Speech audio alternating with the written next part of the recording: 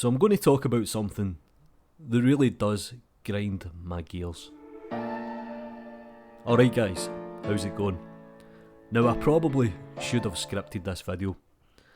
Several reasons why. One, when I talk off the top of my head, I just sound like a complete and utter fanny.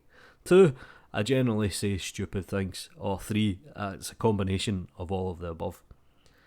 But this drives me absolutely mental, and it's becoming more and more prominent, especially in the YouTube 3D hemisphere.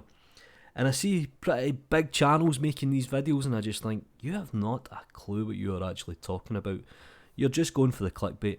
Now a user posted this on the Lightwave forums and it's the top 5 3D animation software of 2021, and because Lightwave was mentioned in it, they feel that it's appropriate that they need to post it.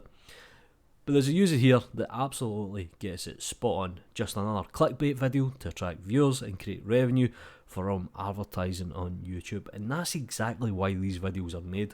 Now, you could say, well, you're doing the same, but you're kind of critiquing it. Yeah, I am. And I know this might actually get hits. By posting it here, you play right into their hands, and you do.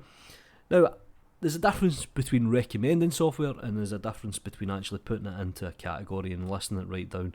Now, if it was me, Lightwave would not be in the top 5, let's put it that way. Now, I do apologise to the Lightwave users, but at the end of the day, the software is pretty much fucked. So if you want my personal opinion, I would tell you, if you want to get into the industry or you want to do things that just blow you away, learn Houdini. If you're a freelancer and you work by yourself, learn Blender. It's brilliant, great little tool, and it's free. That's one of the points. So like I mentioned, there's predominant YouTube channel, and there's a few actually, and they're not doing this to recommend software to you, they're actually doing this just because it works in terms of advertising, and people will click, well, let me see. And what most people will do is they'll see what number 1 is, they'll go, oh well, I'll jump onto CG Persa and I'll download the cracked version of that. Okay, now I have Houdini FX Core, and then they never learn it, all because they watched a video like your top 5 3D animation softwares of 2021. The best advice I could give anybody is, do your research big time. Don't watch these videos, actually go onto the website, see what kind of artwork's been created, see how many tutorials are getting made.